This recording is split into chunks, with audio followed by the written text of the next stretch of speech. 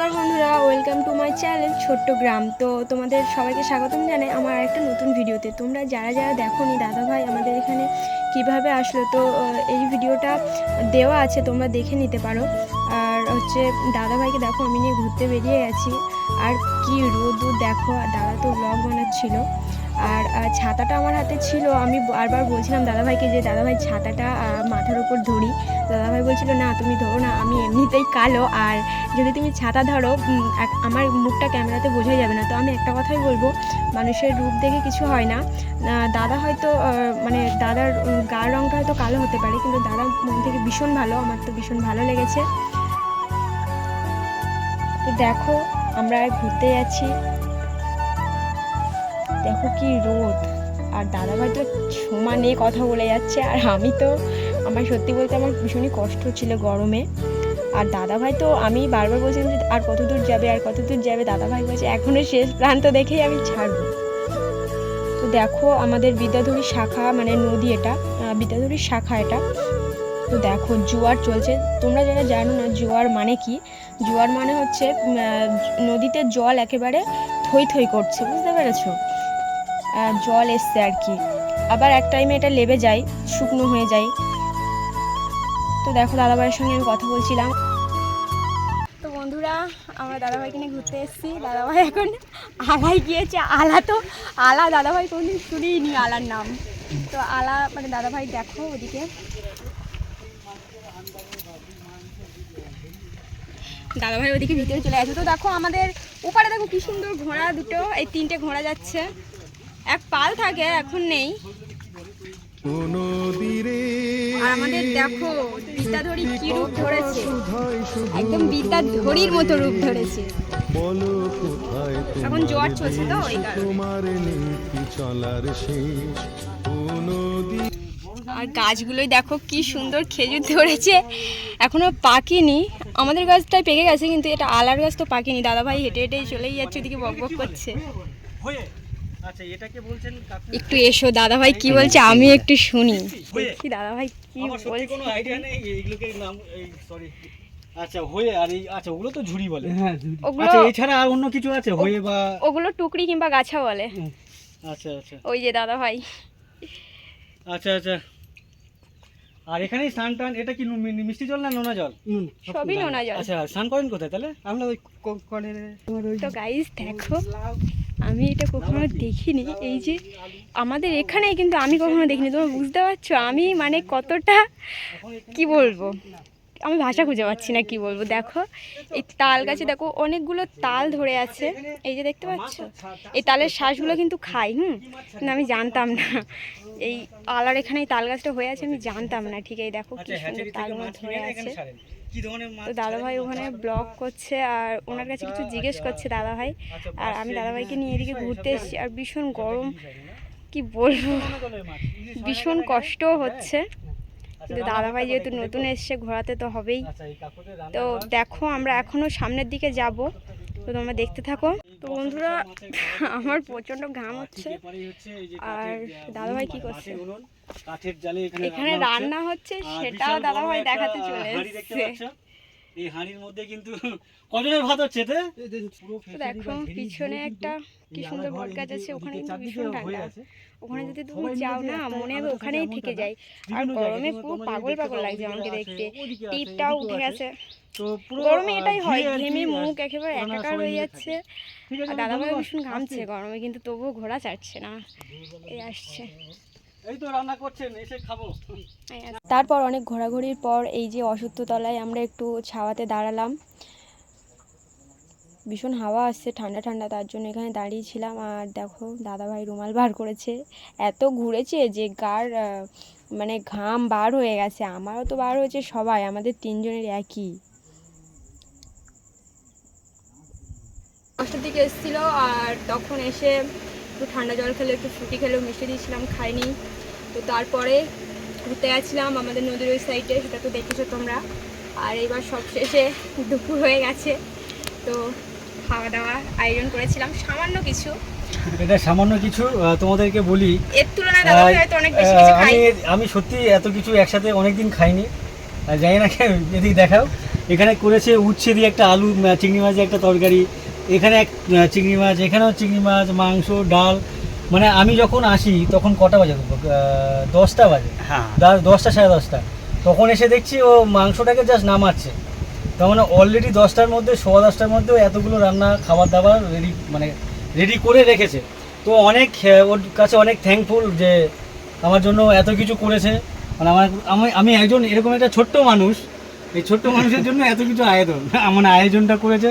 তো এটা আমার কাছে অনেক বড় পাওনা, সবথেকে বড় পাওনা যেটা, যে আমি এমন কিছু বড় সড়ো কেউ না, তারপরেও এই মনিকার শ্বশুর, মনিকার কি যেন ননদ, মানে ননদ যে মানে রাকেশের যে নিজের বোন আর কি, মানে ওর ননদ হয় সম্পর্কে, সবাই এত উৎসাহী, মানে উৎসাহ। আমি এখানে এসেছি, দাদা, কেউ বলছে খোকা, কেউ বলছে বাবা খেয়ে যেও। তো সত্যি এটা আমার কাছে অনেক বড় পাওনা। তো যাই হোক, চলো শুরু করে দিই খাওয়া দাওয়া। আমরা খাচ্ছি। আর দেখো মনিকা কিছু বলতে চাই যদি। আর বেশি কিছু বলবো না, অনেক ঘুরেছে আর অনেক ট্রাভেল করে এসেছে, কি নিশ্চয়ই খিদে পেয়ে গেছে। তো ভিডিওটা লাইক করো আর কমেন্টে জানাও দাদাভাই আমাদের বাড়ি এসে তোমাদের কেমন লেগেছে। আমার তো ভীষণ ভালো লেগেছে, এখনও ভালো লাগছে, ভীষণই ভালো লাগছে আমার।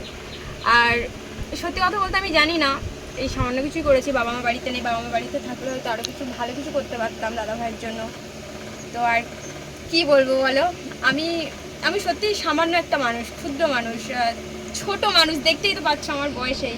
সত্যি আমি কিছু বলতে চাই না। আর একটা কথাই বলবো, ইউটিউবে আমি অনেক আশা করে এসেছি, কি বলবো, আমার নিজের পরিচিতি করতে এসেছি। আমি ইউটিউবটা নিয়ে সত্যি আমার কান্না লাগে, ইউটিউবটা আমার একটা স্বপ্ন।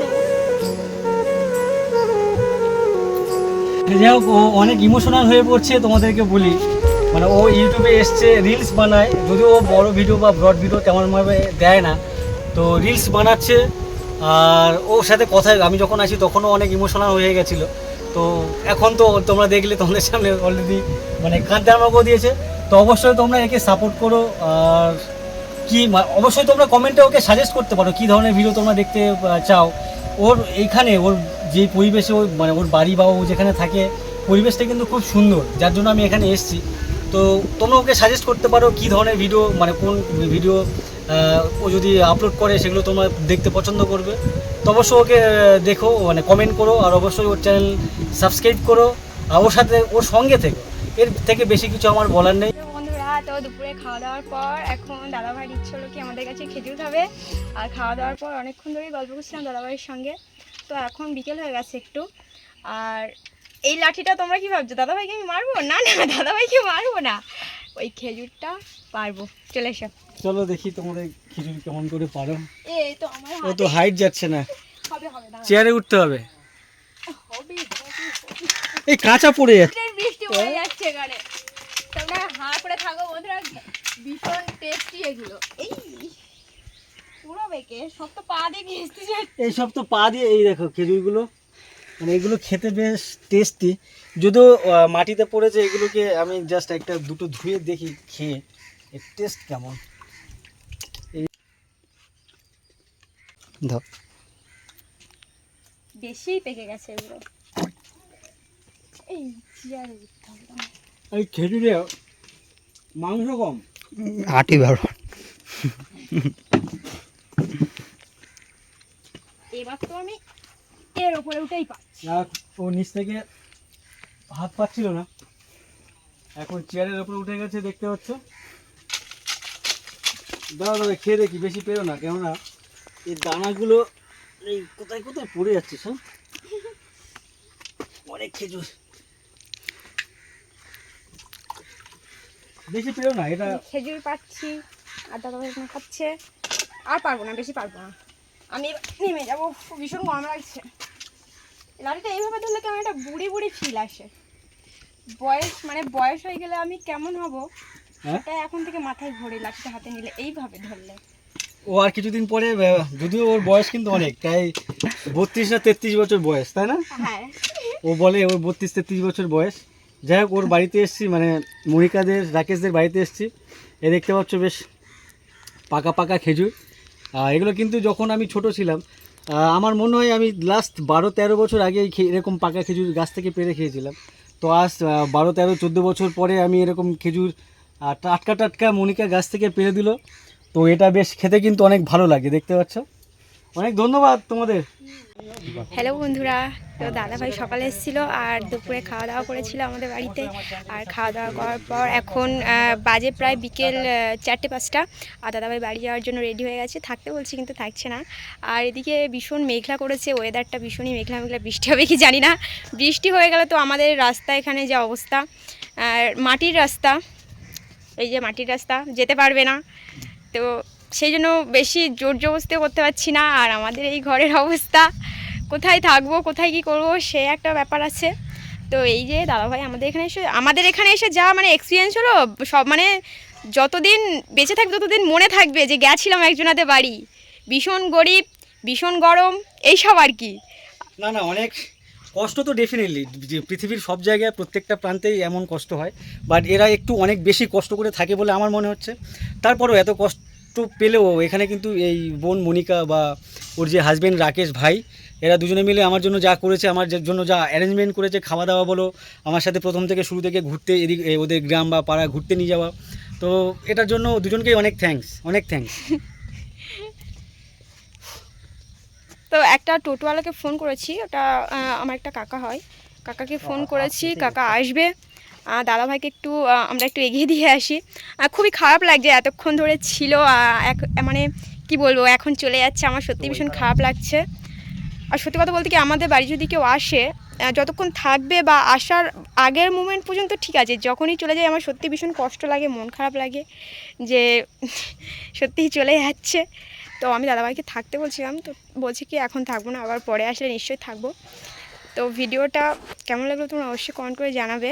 আর এই যে দাদাভাই রেডি হয়ে গেছে, চলে যাবে। তো ভিডিওটা যদি ভালো লাগে তো লাইক কমেন্ট শেয়ার, আর যারা আমার নতুন চ্যানেলে তারা আমার চ্যানেলটিকে সাবস্ক্রাইব করো। আর কি বলবো, ব্যাস টাটা এখনকার জন্য। লাস্ট পর্যন্ত সেই মুহূর্তটা চলেই আসলো যখন দাদাভাই আমাদের বাড়ি থেকে চলে যাচ্ছিলো। তো দেখো টোটোতে উঠে গেছে, আমার মনটা ভীষণই খারাপ লাগছিলো। তো ভিডিওটা যদি ভালো লাগে একটা লাইক করে দাও। আর আমার ভীষণ কান্না পাচ্ছিলো দাদাভাই চলে যাচ্ছিলো।